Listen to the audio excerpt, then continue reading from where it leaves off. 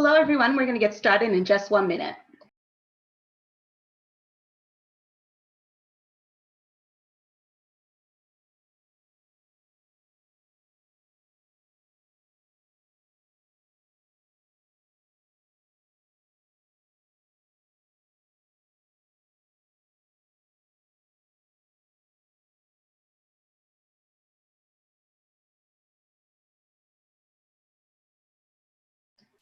Hello, we're going to get started in just 1 minute. If you'd like, you can say hello in the chat box. Share where you're joining us from.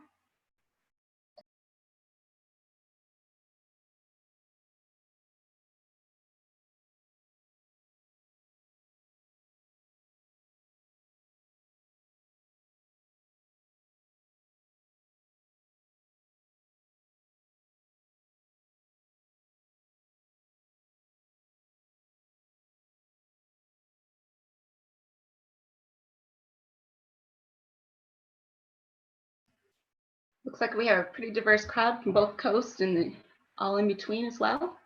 We're going to go ahead and get started.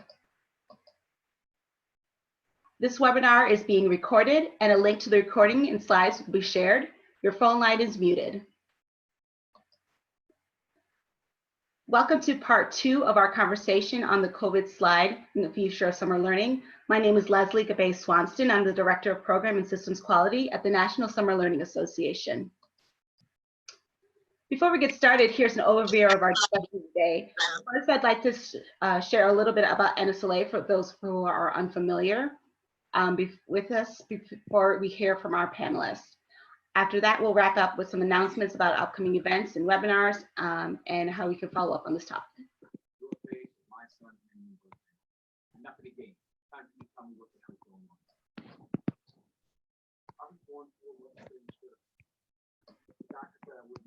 If you have any questions for our panelists while we are going along, please put them in the Q&A box so we can keep track of them.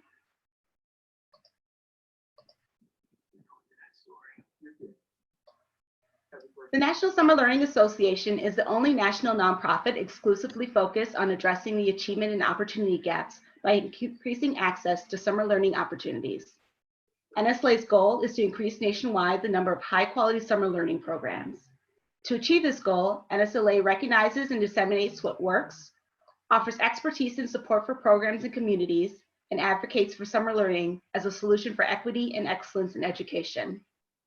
NSLA's work is driven by the belief that all children and youth deserve high-quality summer learning experiences that will help them succeed in college, career, and life. Core to our work is the recognition that high-quality summer learning programs work and have been shown to improve reading and math skills, school attachment, motivation, and relationships with adults and peers. We know that summer is a time of great inequity for young people, and we believe that promoting and supporting summer opportunities is a way to address this. This goes beyond the summer learning that's in our name. We also want to see programs and communities addressing access to other resources like meals and youth employment. Summer is a time for innovation and exploration. Without some of the constraints of the school year, kids are able to try different ways of learning, interact with other adults and peers that they might not otherwise.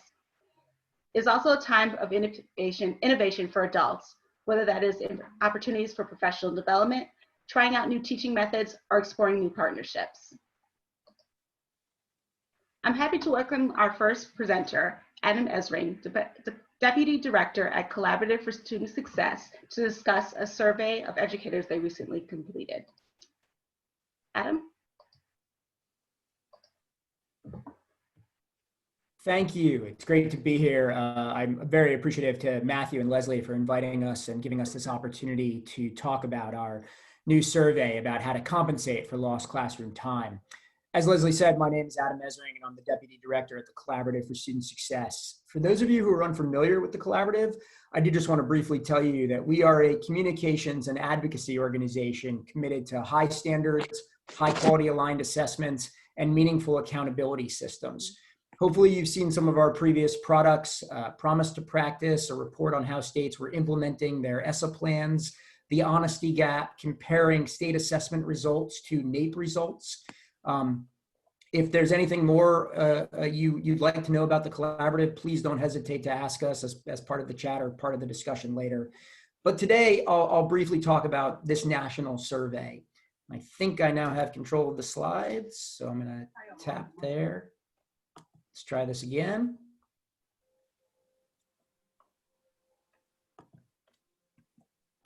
Okay, here we go.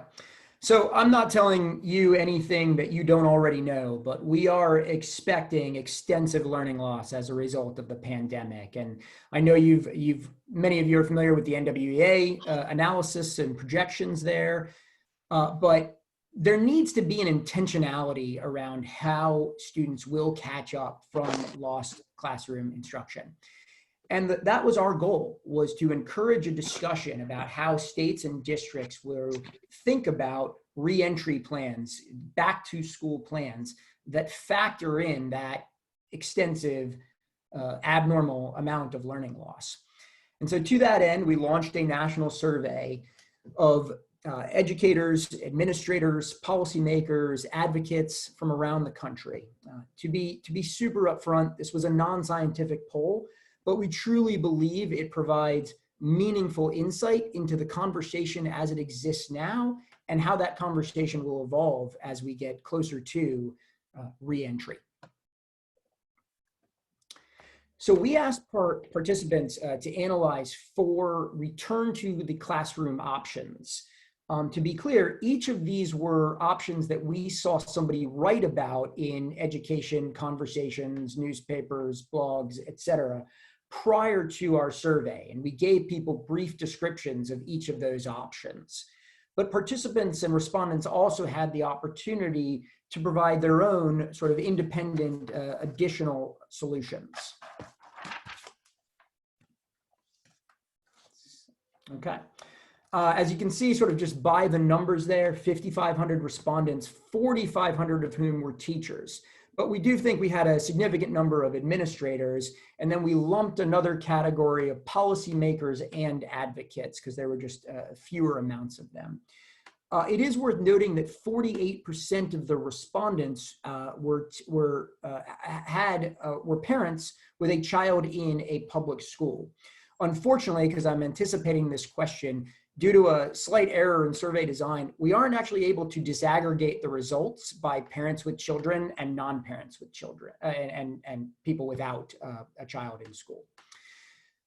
Before I overview the main takeaways, I want to be super clear here that before we put out our press release about these results, we were actually really concerned that an overly simplistic read of just the data points would paint a negative picture of educator responses, in particular teacher responses.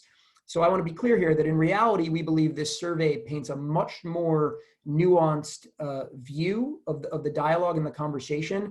And I'll touch upon that a bit more later as we get into the verbatims that we collected from survey respondents. But a majority of respondents favored what we called business as usual, beginning the next school year with the next grade's instructions. I want to be also clear here that there was a very specific rationale given for this by many teachers, and that is that, and you all are familiar with this, teachers are used to summer learning loss. It is not new to them. So the idea of exacerbated summer learning loss does not appear to be as big a concern to educators as it does to policymakers, advocates, and other people in the space. Again, there's a much more nuanced view there, and I'll touch upon that in the verbatims. The key point we want to make here and now is that if a school, a district, or a state wants to do something more aggressive than business as usual, it is going to take a concerted effort to build educator support for such, because right now the survey results show that just is not there. Again, data point, a lot more nuance. Another main takeaway I'll just briefly touch upon right now is that substantial majorities of all the respondents favor diagnosing learning loss in some way, shape, or form. So diving into the details of the results a little bit more, as you can see, a majority of educators and administrators favor that business as usual approach. Again, starting the next school year with the next years of instruction, 65% of educators. Very small percentages of teachers favor extending the school year, just 15%. Administrators are slightly more inclined to use the beginning of the next year to catch up on last year's content, but fewer than half of teachers agreed with that strategy and approach. Again, I said this before, but just to provide a little bit more detail, large majorities of all of the respondents favored diagnosing learning loss in some way, shape, or form. We define that in the survey as a high quality assessment at the start of the next school year to understand the extent of student learning loss or growth. But we were very specific here that we did not view this as an accountability assessment, that this was not to penalize students or schools, but to measure learning loss. I think that's part of the reason why you see the large majorities in support, but 71% of administrators support such an action. As we disaggregated by race, we did see similar results, though slightly more willingness to entertain some of the more what we would call aggressive options. This dovetails nicely with other surveys that we've seen from the Education Trust and Education Week that show a bit more concern about the impact of the pandemic learning loss amongst some populations than others. We also were not, along those same lines, we also saw here an even stronger support for an assessment as we disaggregated by race. Just to be clear, this is of African American respondents. And as I just saw that comment come in, yes, these slides, I believe, can be shared, and I'm sure Leslie will take care of that. If not, happy to share our separate slides separately. So as I mentioned, the verbatims that we collected, because we did ask respondents not just to confine themselves to those 4 categories, but to offer additional suggestions. The verbatims tell a much more nuanced story, with teachers and administrators offering lots of thoughts on adjusting the next school year. In particular, around including more time in some way, shape, or form, either during the summer, during the school year, or even into next summer. And a lot of teachers were commenting on targeted catch-up techniques, strategies, et cetera, et cetera. So we believe that even amongst the 65% of teachers who said that they want next school year to begin with next year's instruction, that many of them also commented on the idea of segmenting the school day or the school year differently, or using after school or other types of programs to extend the amount of learning time, because there just isn't enough in next school year to cover everything that should be covered in the next school year, along with everything that was missed this year. Lots of recognition amongst teachers also of the diverse learning needs that will need to be conquered as a result of the pandemic learning loss. I hope I've given people enough time to just sort of read through the verbatims here on the screen. I am going to show now another screen of just verbatim comments, and I'll talk slowly here so people have an opportunity to peruse them, but I will just draw people's attention here to the last comment, because again, as I said, we did hear from educators that summer learning loss is not new to them, and it might be part of the reason why they're less taken aback by it than some other populations. It's not to say they're not concerned. It's not to say they don't have a plan to address it. It's just a difference in expectation or concern of how to address it, or the impact thereof, I guess I should say. All that being said, we do believe it is an uphill battle to push teachers towards, again, those more aggressive learning options. And to be clear, we expect that most schools and districts will have some sort of hybrid or some sort of variation of those various proposals. It's not black and white. There are various ways in which you can, again, extend the amount of instruction time or the learning time available.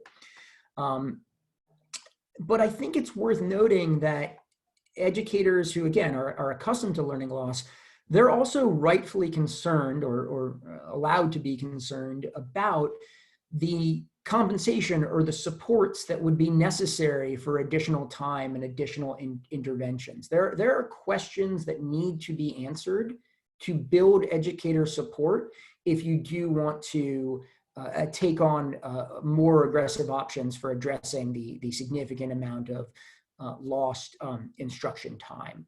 So that's why we'd recommend acknowledging the good work that educators and parents have done throughout this period.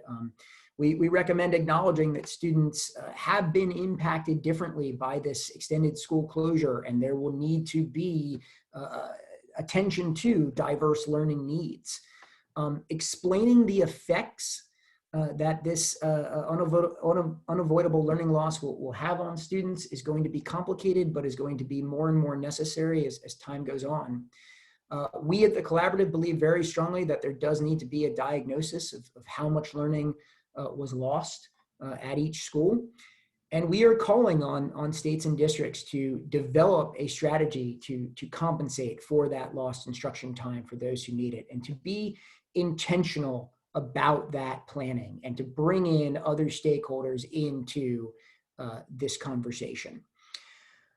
There is more available about our survey on our website, and I'll encourage all of you to read that at your leisure. And with that, I will turn things back over, Leslie.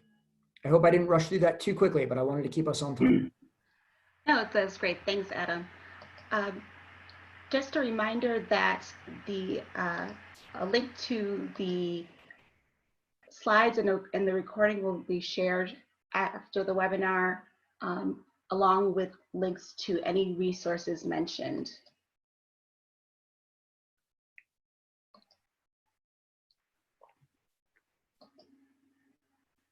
Next, I would like to welcome from AIM High, Alec Lee, Executive Director, and Michelle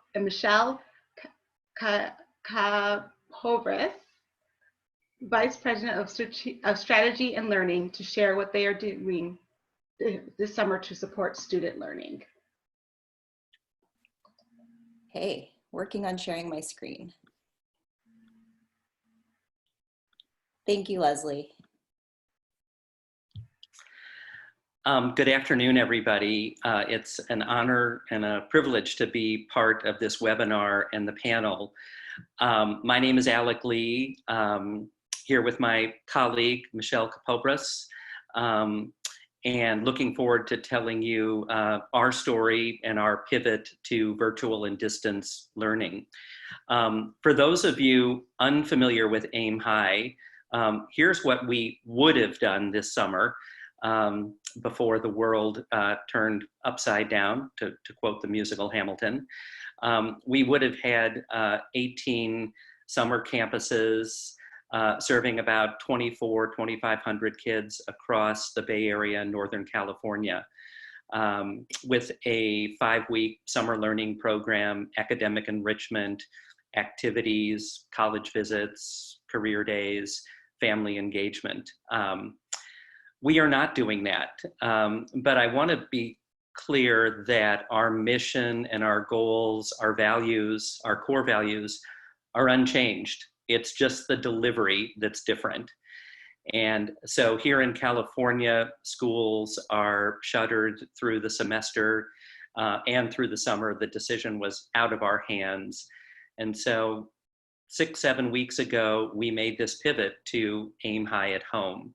And we started with a needs assessment and with roundtables of our different site directors and teachers, and pretty quickly arrived at what matters this summer. And you can see our short list, but these 5 items have really guided the creation of AIM High at home. And I'll just mention a couple of them. What we're hearing from our AIM High teachers, and we would have hired over 500 teachers and assistant teachers and interns this summer, is that community and connection, seeing friends, feeling cared for and nurtured and supported is critical. leveraging partnerships to deliver fun and activities. And then Michelle and I were on a call with our program team earlier this morning, and one of our colleagues talked about the short stories that we're creating for our learning packet and online, and seeing a bigger world is kind of first and foremost among our curriculum choices. So again, these are the guiding principles that we use to create Aim High at Home. So on we go. Great, and so I'll give an overview of Aim High at Home, and it is a virtual Aim High, and I'll talk a little bit about the digital divide, because this has been a hard challenge for most of us to really tackle at this time. And so Aim High at Home will be a 6-week program, so that is 1 week of professional development with our teachers and 5 weeks of programming for our students and our families. We will have 11 to 13 virtual Aim High sites, and we are hoping to serve 1,000 to 1,300 students and have around 100 staff members. So again, this is a lot less students than we normally serve.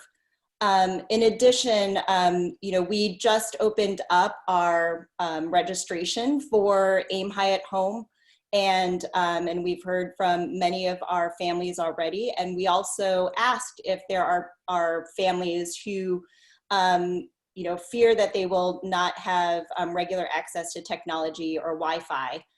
So we're also providing activity packets for those who are having challenges with technology.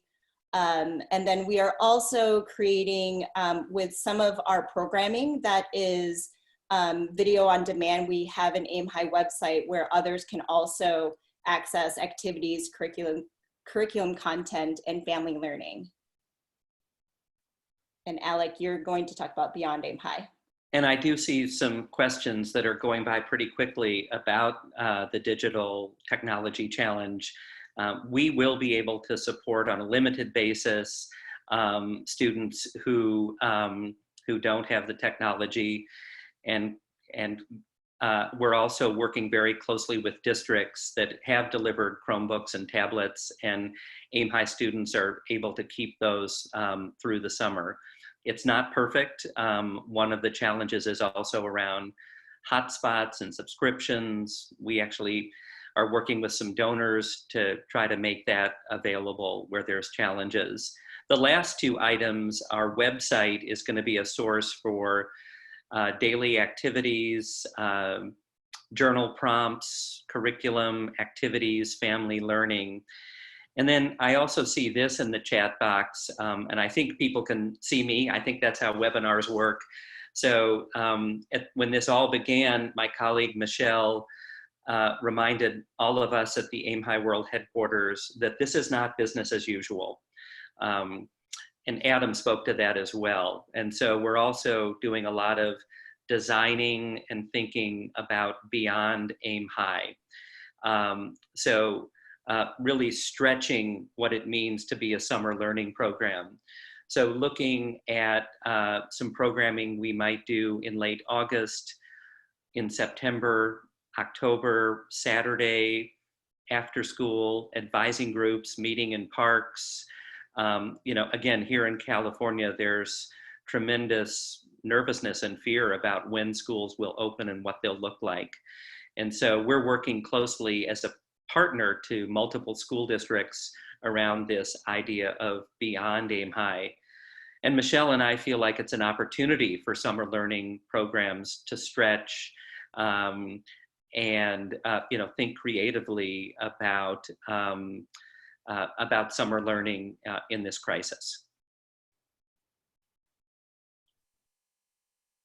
Great. So to give you a look at a typical week from a student's point of view and what we are looking at, I will sort of take these color by color. And the purple ones are mostly video on demand. And so morning video is what would normally be our morning circle. And this will be some of our young site directors and teachers welcoming students into the morning and also doing shout outs throughout the week. That's like our different way to do appreciations in the morning that will be submitted by our teachers and our students throughout the week. And then also video on demand in the afternoon. We will have some videos on afternoon fitness as well as afternoon activities. And there's someone at my door, but they will choose activities, and this will be a YouTube playlist that they can access. And then I will, Alec, can you take the rest of this for a second? This is really strange. Yes, but I'm not able to advance the slide, Michelle, so I think I need to ask you to, to stay. Oh, okay. Yeah, sorry. So, okay, I can finish this piece. Mhm. Hold on one second. Some of you are familiar with AIM High, and so when you look at the community circle, that's a class that some of you have seen in action before, our Issues and Choices class, which is really one of the hallmarks of AIM High. Happy to answer questions at some other point about that.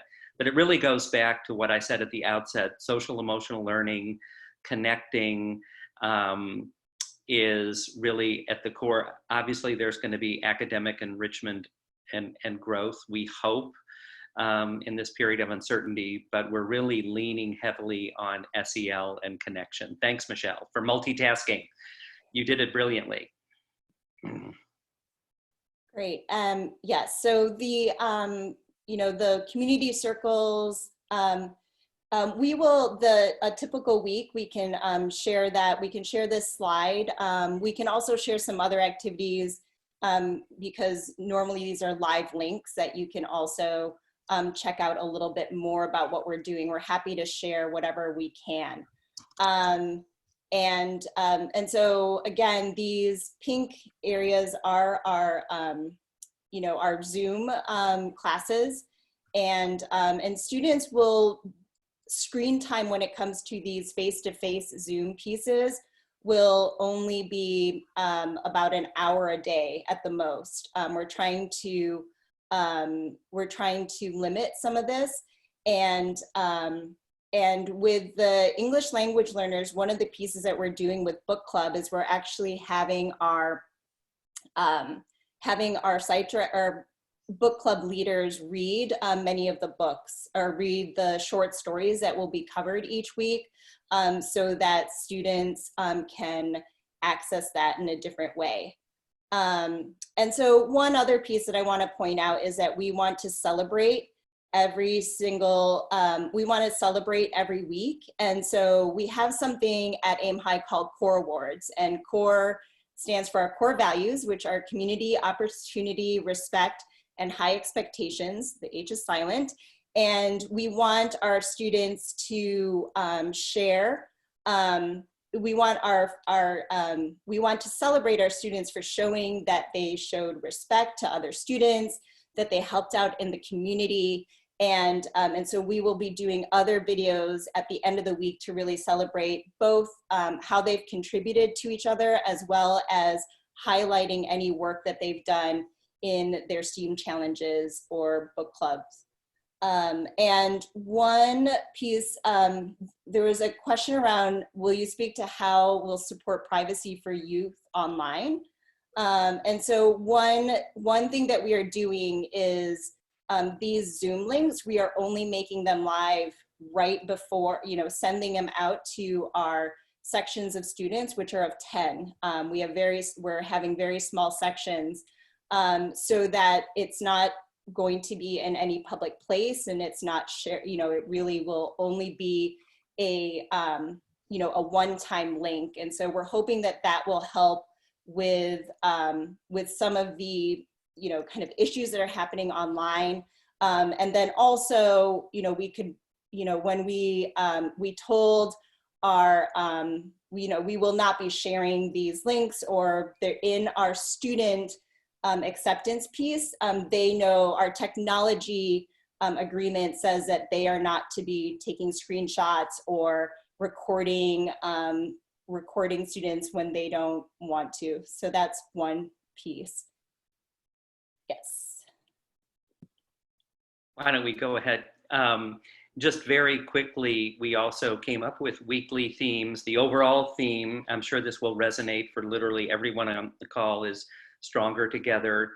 And these themes actually are going to run through, it's going to be the connective tissue for the whole organization. Trustees, donors, district partners, critical friends, obviously students, families, and faculty. Again, major focus on community, connections, having people celebrate, having our kids celebrate people who matter. And Michelle, why don't we continue?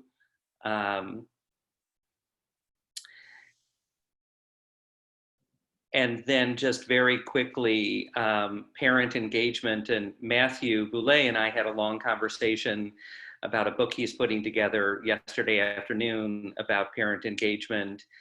We were pleased that over 700 families responded to our initial questionnaire when we did this pivot. And it's helped inform our thinking. And then you can see, and happy to answer questions at some other point around family orientation, both for new kids and returning kids, skill videos, future success workshops. This is actually one place where we're doing more this summer because it's all virtual, and families from all of our, what would have been our 18 or 19 campuses can access anything and everything. Oh gosh, Michelle, I think you were supposed to talk about that part, but I. And Leslie, feel free to give us a time check. We wanted to close with, since we have several hundred people committed to summer learning, we wanted to close with a couple of pieces of messaging. How does that sound? Can we do that? Yep, go ahead. Yeah, again, in the spirit of NSLA, which is an organization that we admire and have great respect for, we've been thinking a lot about how to message Aim High and summer learning this summer. And so we have two quick slides that we wanted to share. So let's move forward one. So you can see, and we're happy to share these or have Leslie share these, leading with the why, Aim High, and broader context, summer learning matters, exists. We focus a lot on reassuring our admissions and student opportunities. I think they spend all day on text and phone call, explaining that the how is different, but again, mission and values and even our curriculum and pedagogy are the same. And then also just an asset-based approach to talking about what we're able to do this summer. We have one last slide, and this really captures our shift in tone from March to May. Full disclosure, everything you see on the left-hand column, those were things I was saying in March. And there was a picture in the slide deck earlier that Leslie shared, and it was, I could tell it was Aim High kids at one of our campuses, and it made my heart ache a little bit, but I'm not supposed to say that anymore, and I shouldn't. So you can see in the right-hand column, and this applies, I think, probably to most, if not all, the programs represented on this call. Here's what we're saying now. And it's asset-based and it's positive.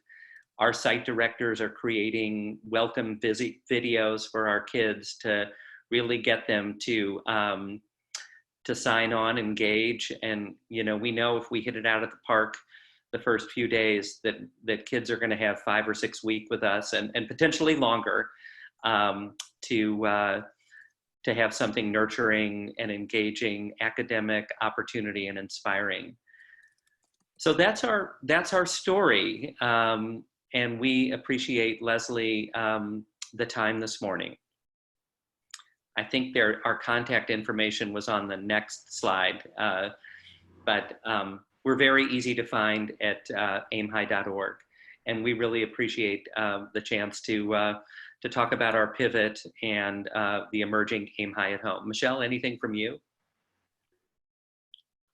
No, that's all. Thank you.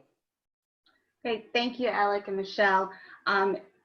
We will definitely share all links to all these resources in the follow-up email that will go out to everybody who registered for this webinar.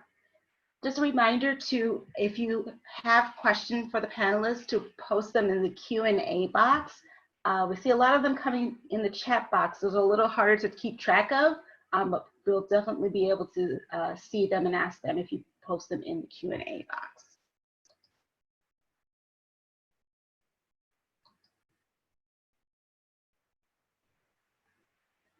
So next I'd like to welcome Dolores Raivzee-Bell, Director of DeSoto ISD ACE Afterschool Programs.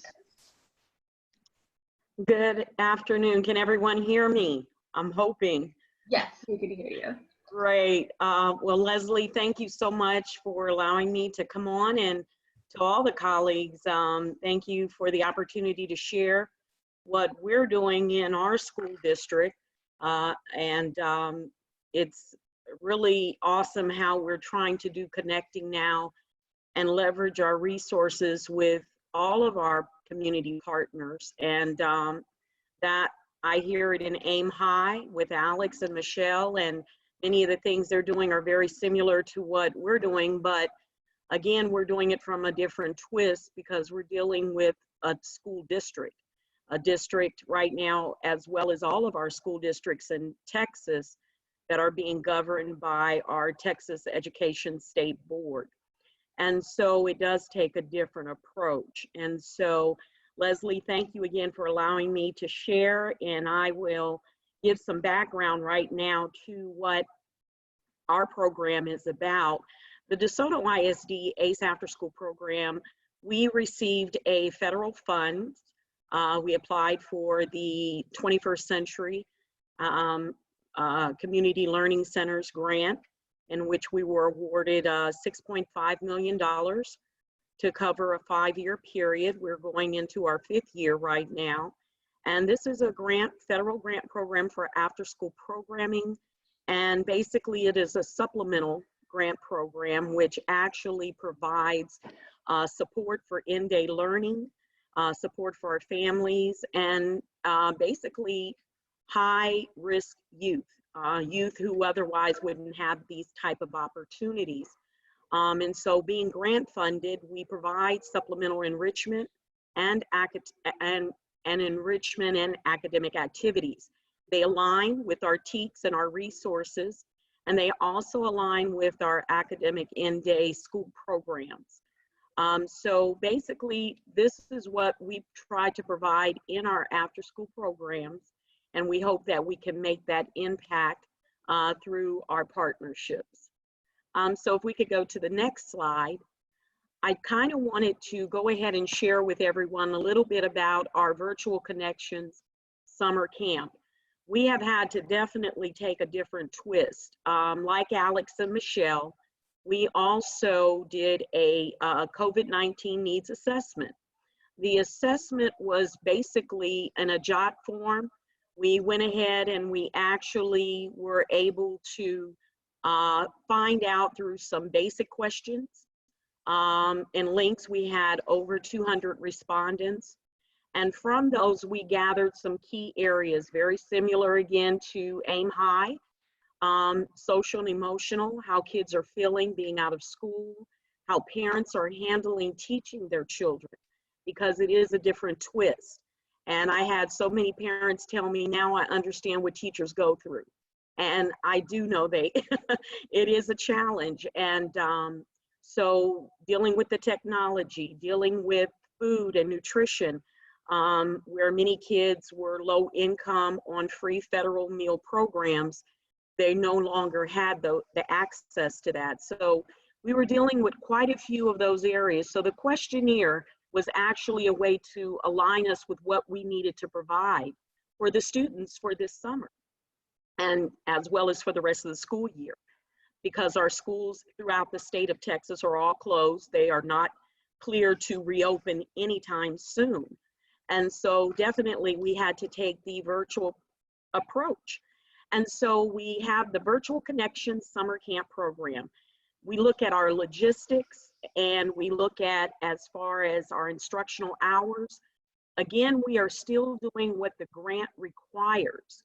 We're just doing it from a virtual perspective. So the grant requires us to do 6 weeks of summer programming. So we're looking at our instructional days and hours. It'll be Monday through Thursday, 8 a.m. to 12 noon. We will have noon lunchtime period where we've partnered with one of our community churches, which is right there.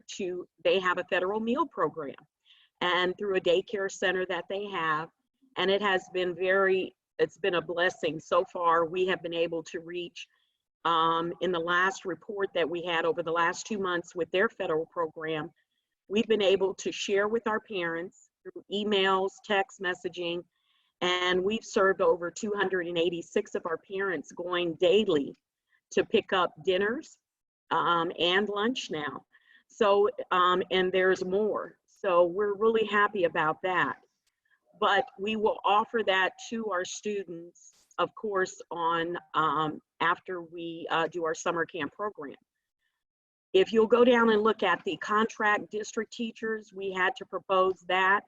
Again, distant learning and academics is a part of our grant program. So we are providing an hour of that each day because we don't want summer learning loss. And that is something that we are experiencing right now through our district. Looking at the grades right now, many of the kids going in before spring break, which was in March when we had our spring break. We have roughly about 9,500 kids in our school district. A large percentage, I would say anywhere from, not a large percentage, but several in different grade levels are at the border, pass or fail. And so it was very crucial on us having our campuses all shut down. How are we going to help these children to get to that passing level? And we're still working on that, believe it or not. We have just been informed by the state Texas Education Agency that literally superintendents are given the decision to either pass or fail them. But right now it's almost at a crucial point where we're looking at probably going ahead and passing the students because we're really not as able to pinpoint academically where they've grown being in this virtual program. So I'm here to tell you this is a challenge. The data we will be looking at definitely after May 28th when the spring semester ends, and we're going to take it from there. But what we're doing in the summer, we are still going to provide math, reading, and science components. We are doing virtual Zoom sessions with our district teachers that we've hired, and pre and post testing. And I would share with anyone, if you are looking at how you're going to measure the effectiveness of your summer program, you definitely want to incorporate a pre and a post test. This will be done virtually. We will send a link out to the kids to take the test, and then we will look at measuring those things. And then the last week of our summer camp program, we will do a post test. And so this is one way that we can track if our virtual summer camp did make an impact on these children and their learning. If we go to, we're looking at an estimated total of roughly between 225 to 250 students. We may have lower amounts, we realize that, but we're going to aim high, like my colleagues' name title is, and we're going to see where we can go from there. If we can look at the next slide, this has a little bit more of our logistics from enrichment instructors and what their scheduling would look like. A typical Monday through Thursday would be 8 to 8:45, which is an open Zoom session. The Zoom session would begin with each of the coordinators coming on board, welcoming their kids, and then we begin the summer camp day. 9 to 9:45, 10 to 10:45, and then 11 to 11:45 will be Zoom sessions with instructional teaching artists from arts and crafts to Zumba to language arts, visual arts, dance, karate. We're doing the whole same gamut. It's just from a different perspective. Kids can sign in. When they zoom in, we're going to be able to count the number of kids that are in participation. So that's one way we're trying to look at how we can actually tackle numbers. So as you can see down under our registration and professional development, we cover it all. So we will be sending out, we're a week behind right now, but we are sending out our registration link. It is a jot form link. They have time to complete it. We will have an email enrollment for the parents on when they can attend the summer camp orientation. We will then also have a Zoom parent orientation for the parents, and then a Zoom orientation training session for our teaching staff and for our summer staff. And so basically we are just doing the same thing that we would do in during a regular year where we're on campus. We will now be doing it from a different perspective. The next slide will actually show, if you could go to that, Leslie. I think with anyone, when you're looking at doing a summer camp and you look at all of your logistics, it is extremely important. I mean, we are fortunate we have a federal grant, although I will share with you that this federal grant, even though it has been still going, there can be stops with any type of federal funding.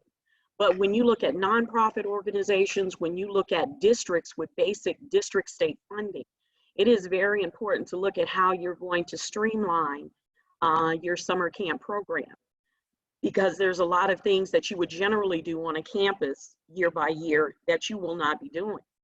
So I had to look at a budget overview of who I'm actually going to be working, having in this virtual summer camp, what the cost would look like, and I had to actually create a budget overview to present to our CFO for our school district. And as you can see, and Leslie, I don't know if you can scroll down a little bit to look at that estimate cost at the bottom, but this is a portion of what our general summer camp would cost. Our general camp would cost roughly a little over $200,000 or more, and we're capping it right now at about $134,000. Maybe a little bit more. I budgeted on the high end. Some things will not necessarily be, you know, near that point, but, you know, it'll be somewhat in proximity. I looked at the number of artists that I would be having, which is a small portion of what we have during the school year. I'm also looking at supplies and on how we're going to do that. It's going to be a drive-by pickup. We'll have designated areas, and during the first week of summer camp, parents will be able to go by, hopefully at the last week of this month, and pick up the necessary supplies. We're doing those orders now. So the last slide that I was going to have, this is actually my last slide, but I actually had an overview template of what our virtual summer camp would look like from an elementary and middle school perspective. But we're not able to show that, but I would be glad to send anything that I have to anyone. I think the biggest important thing that we have to realize is in virtual connections for us, the key right now is connecting. We have to communicate with these kids. And it's very important that we make sure that we're connecting and finding the wants and the needs of these children, because it is changing on a daily basis. And we can't forget our parents. Our parents are going through a lot, emotionally, physically, financially. And so community resources are a major important aspect of our summer program. We are working with community churches. We're working with other nonprofit organizations, shelters. We have one person that came in just yesterday that is homeless. They lost their home and their everything through this COVID. And they're now looking for food, and they're looking for a place to live, and they're looking for clothing. And so you find out that in all of this work that we're doing with organizations and serving children, we have to meet some of those social needs right now so that we can get them in the classroom in this virtual academic platform to learn. And so I would like to share with everybody, make sure that you reach out to these partners. anywhere, churches, businesses, and I'm sure they're going to make a big impact to help you. Again, thank you. I'll be glad to type in the chat box my email address, and if there's anything I can provide, I'll be glad to do so. Thank you. Thank you, Dolores.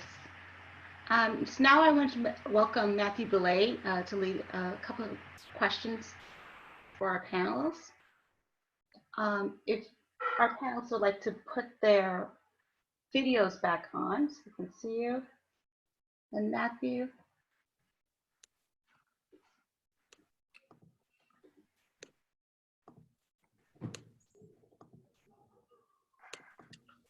Hi, Leslie.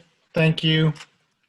And hello to everyone out in Zoom land. We have folks literally from Alabama to Alaska. So I think we're all aware of relying on each other for answers and support more than ever. So thank you all for joining. Adam, Alec, Michelle, and Dolores, thank you guys. We have a lot of questions. I'm going to try, I believe that at least Leslie and I can stay on a little longer past the hour and take some additional questions if folks in the audience want to do that. But let me just try to begin with sort of a lightning round to get us in the mode of answering quickly. Name, if you could, your top concern for kids this summer. Summer programs do so much, from feeding kids to taking care of their social and emotional needs, certainly the academics, engaging with parents, training staff, but talk about, in a word or two, your top concern, and then talk about the resource that you wish you could have. Again, just a word or two.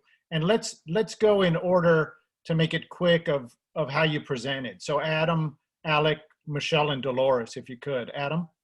Yeah, sure. Happy to comment. And I apologize. I'm trying to turn on my video, Leslie, but it's telling me that you turned it off. So it's not letting me restart it. So all kinds of fun technology problems today. My biggest concern is around time, right? Is around schools not reopening in the fall and districts not having a plan in place for how to extend the school year. So I would love to see a plan, a document from a school, from a district about their plan to increase, there's my video, to increase the amount of instruction time available to students to cover the material that was missed at the end of last year, at the end of this year. Great, thanks. Alec? My biggest concern is that kids are just going to be done this summer. And so pulling them in is going to be extra challenging. And Matthew, I love your question. What do we need to alleviate or address that? I actually think we mostly have what we need, but perhaps a little bit more people power. But that's my biggest worry. And I'm not sure if Michelle has a different one. Sure, I can go. I think a lot of people voice this: access to reliable Wi-Fi for our families, exacerbating the inequity that already exists. And so what I hope comes out of this is really treating, internet access as a basic utility that we all get.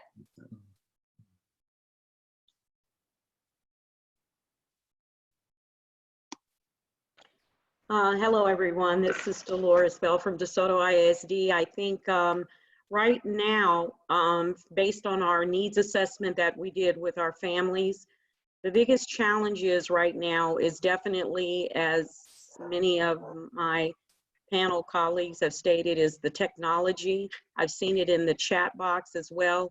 Technology is a big challenge. And the thing that I'm finding out is you have AT&T, Sprint. You have your major corporations or internet access that are helping with Wi-Fi and various things. The link is that we have those kind of access. It's getting actual equipment to the students so that they can learn and that they can navigate. That is the problem. The other issue I'm finding out, if I could change, is I've recommended to our district, we're doing it on a case-by-case base right now, but you have many parents that have older technology equipment. It doesn't have the capability to pull up the lesson plans or things that the school teachers have. And so I've asked to see if IT could actually let them drop it off, see if they could do some minor upgrades and give it back to them to see if that'll help. You just have to pull out the resources. I also recommended to our district to take our bus drivers and take the buses and put a Wi-Fi linkage and system and drive each of the buses to the school areas where there could be open access from at least an 8-hour period so that kids can have it. We just have to think out of the box right now, but we just tried to do a proposal for our board, just to give you an insight. We are 1,500 iPads and laptops short. And in that, we've given out 2,400, but we're still short. So we went to our board in our board meeting on Monday night to propose $3.2 million to try to get additional iPad and technology equipment. Of course, it got shot down. We don't have it. And so now we're trying to leverage and look at new grants, look at new stimulus money that's out there and apply. So we just got to keep that open mind, but that is our biggest challenge right now. Yeah. Thank you all.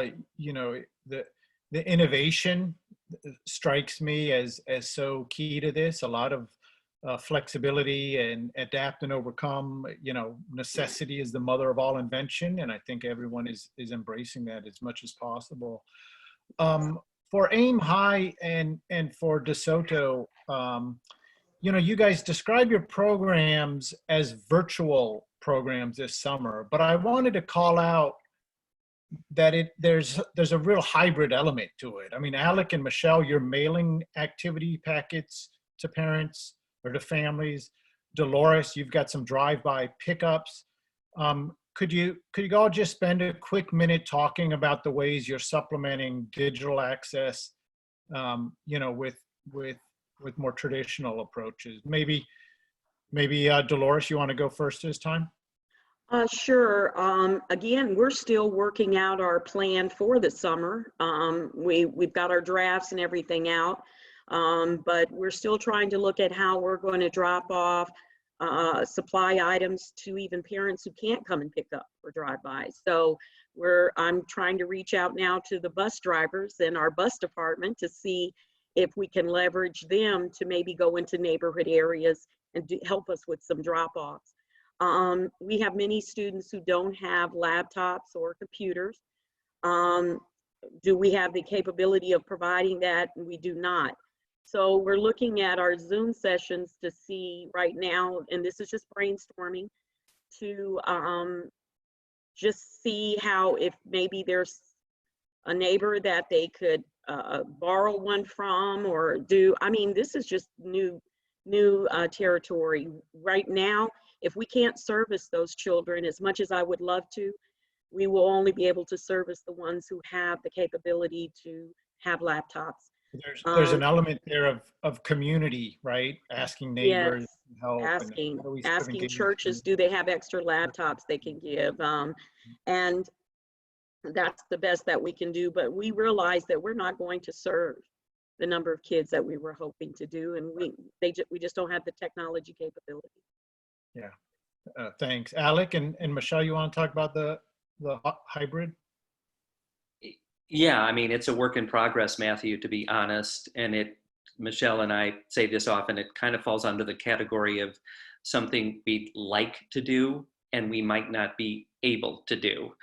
And we don't want our colleagues to be put in a position where they feel unsafe if we're driving around or if we're having pickup. So we have landed on mailing, And I wish we could do more. I wish we could get every kid a journal and a backpack and a t-shirt. And, you know, that might happen at the end of the summer, the Beyond Aim High we talked about.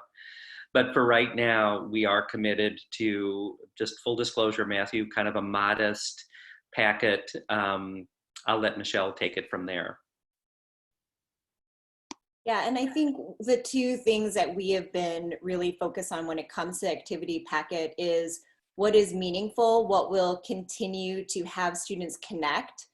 We don't want to put anything in there that's just, you know, we don't really want to waste anybody's time. But again, our motto right now is connection. So is it going to help them connect? Is it going to help them keep engaged with school? And then keeping it simple and relevant. Thank you. We're bumping up into time constraints. So if anyone needs a drop off, you know, feel free to do so. At least Leslie and I are able to stay on, and hopefully others can as well. I want to flag, we've talked lots of questions about parent engagement. I have a question for Adam, but first, Learning Heroes is a really terrific advocacy group, and they are in the process of surveying parents, a very robust national survey. Results will be released next week. I believe it's May 20th. And I just wanted to flag that for you all. You can go to their website, bealearninghero.org, within the next week or so and see some results really of what parents are saying about this. We've structured this as kind of a talk about summers right in front of us, but really there's so much uncertainty with school closures and the pandemic. We don't know if schools will open up in September, and we don't know what that'll look like in different places around the country. Adam, could you talk a little bit as you all are thinking about uncertainty beyond August and September? Yeah, it's a fantastic question. And let me say, Learning Heroes is actually housed in the same office as the collaborative. So we've been deeply involved with their upcoming survey. We've inserted a few questions as well, and we're eager to see the results. So I'm glad you flagged that for everyone, because I think it'll be a fantastic resource. I think we need to bridge the divide between parents teaching at home and educators waiting for kids to come back to school. I think there's an opportunity to learn from parents acting as educators, from parents acting as teachers, and instructing educators, instructing classroom teachers about what they've learned about their own children, what they've learned about how their own children learn. There's a tremendous opportunity to think through that reconnection process in a way that we've never really done before, never really structured before. That's not something the collaborative can do, by the way. That's not our skill set, that's not our expertise, but it is something that we're encouraging folks to think through. I think, and I tried to touch upon this in the presentation, I think we have to look at extending the amount of instruction time that we have, whether it's this summer, during the next school year, or next summer and beyond. I think in addition to not knowing if we're going to open back up again in the fall, I think there's a real chance that we might open back up again sometime in the fall and then have to close again, right? Rolling school closures in the event that there are additional pandemic outbreaks is a real thing that we need to think through. I think folks have touched upon all of the connectivity issues and broadband issues and device issues. I think we need to view the infrastructure that is being put in place now as supplemental to regular, typical brick and mortar school building, school instruction, and build a plan for next year that involves both of those things, that involves in-classroom learning and remote learning, and that is flexible and that can move across those two, back and forth. Yep. I mean, to your point, you know, we're sort of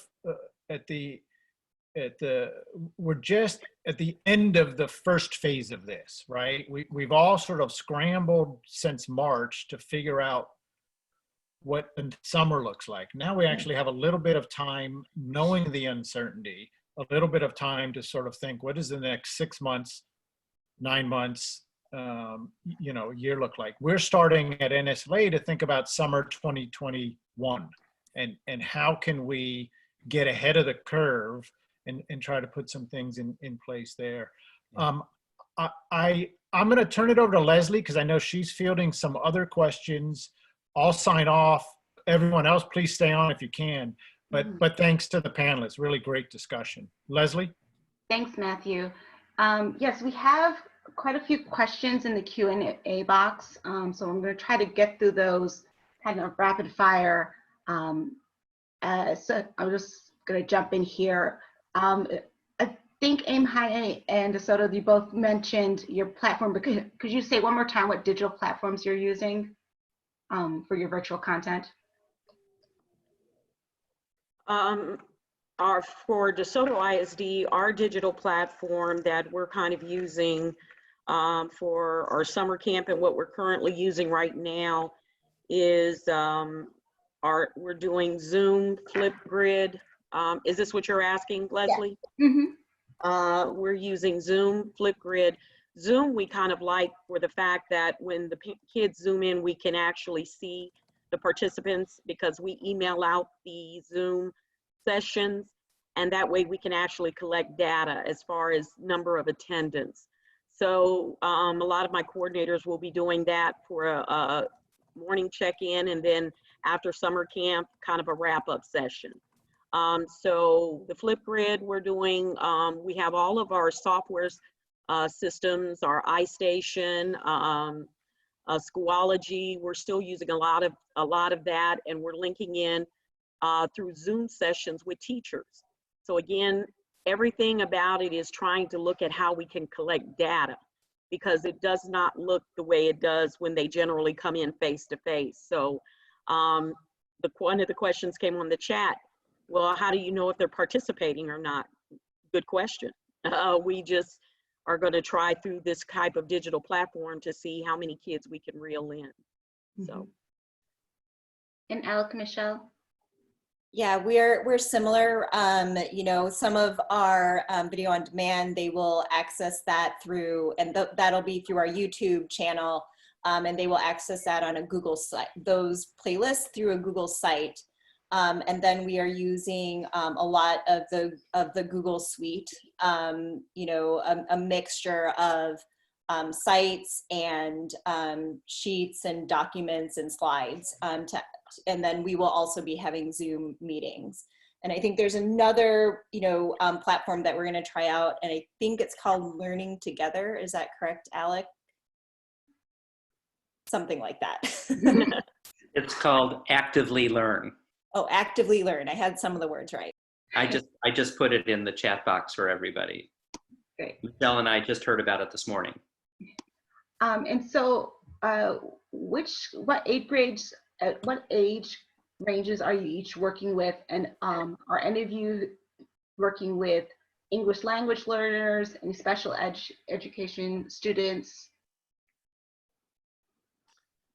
Well, I know with our district, we are doing right now, I have a meeting actually this afternoon. We actually are collaborating with all departments, our special eds department, our CTE department for our high school students, through some of our other federal grants we have with Gear Up and some other things like that. We're just trying to leverage serving. So actually our summer camp virtual learning platform, we're making it almost universal. Even though kids are signed to our federal grant program, we're actually going to be opening it up through jot form enrollment. And we are keeping X amount of slots available for students who are not in our programs, that just want to do something for the summer and be active. So we service elementary K1 through K8 right now, but we're actually going to be helping with the 9th graders in the high schools. We have some questions about sharing just assessments and activity packs and things that you're using. So perhaps we can get some links to some of those things, and I could include those in the follow-up email for everybody.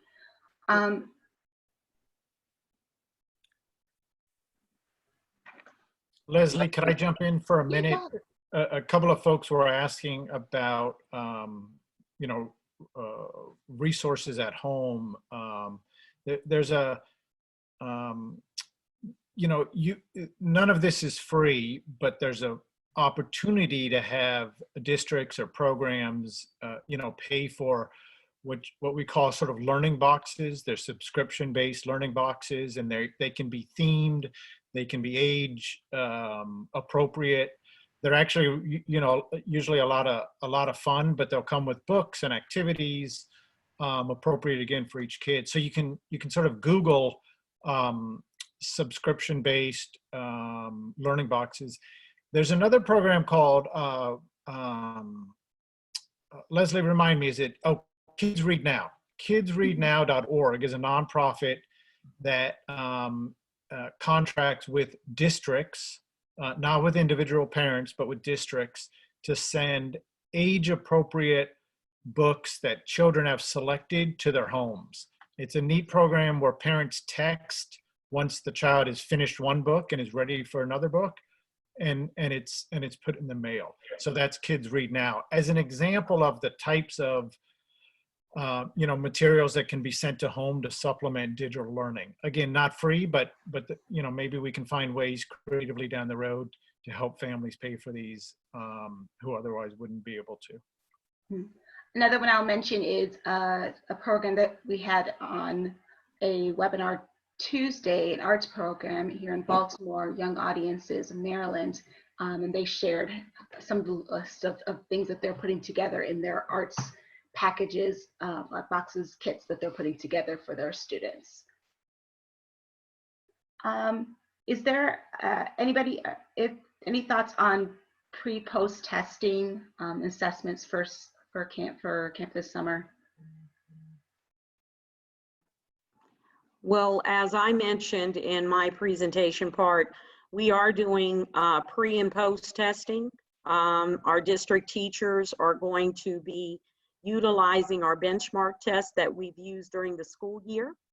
And the first week of summer camp for the academic piece in math, science, and reading comprehension, they will do a pre-test, and then we will do a wrap-up. The teachers will then instruct and do a post-test. It'll be through a jot form link that we're creating, which we had to actually purchase a jot form subscription so that we could actually create numerous types of, you know, templates for learning and resources. So that really is beneficial for us. But for the most part, we just really want to identify if students are going to, number one, working with these teachers, will they be able to still be able to retain some of the things that they may have lost since they haven't been in a classroom setting per se.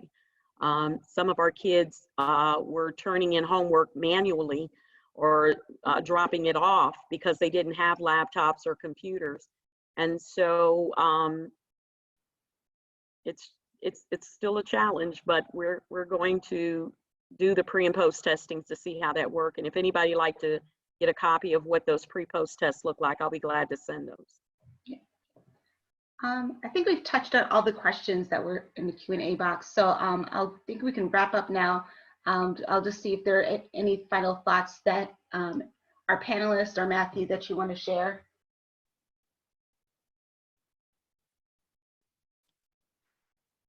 Go ahead, Alec. Oh, yeah, it's all about seizing the moment. And echoing what Matthew said a few minutes ago, there's the moment this summer, stretching, learning, trying, not being afraid to fail. But there's going to be another moment in 2021 where summer learning organizations, I hope, are going to be asked to do more. And we need to be game for that opportunity as well. Thank you so much, Leslie. Thank you. So just to wrap things up, For those of you who stuck around with us, just a couple of announcements. Be sure to look out for more webinars coming in our Voices of Summer webinar series. We have some coming up next week on social emotional learning and college access, and then in a couple weeks one on sports, and then a resource fair that we will be holding. I'll also mention that our National Summer Learning Week will be July 6th through the 11th.